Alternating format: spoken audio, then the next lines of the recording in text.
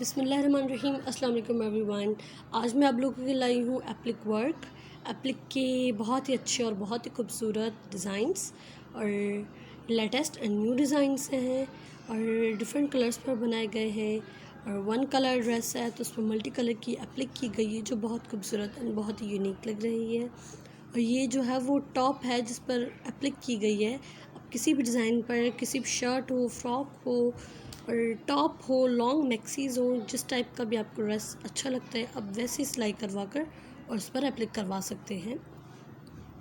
ये जो है ब्लैक पर बनाया गया है और इस पर जो है वो बहुत ही खूबसूरत एप्लिक की गई है। ये बिल्कुल सिंपल एंड डिसेंट एप्लिक है जो बहुत ही खूबसूरत लग रही है।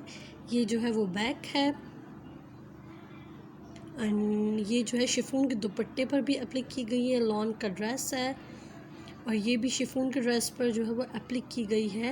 It's depend upon our choice. अब शिफॉन का लें या लॉन का ड्रेस लें या नेट पर बनवाएं, किसी भी ड्रेस पर बनवाएं, कैसा भी डिज़ाइन उठाएं वो अच्छा लगेगा।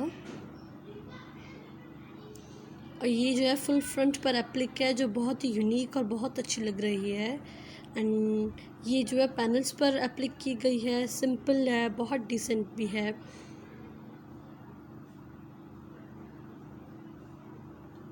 ये जो है वो फुल फ्रंट पर जो है वो की गई है एप्लिक एंड स्लीव्स पर भी एप्लिक की गई है।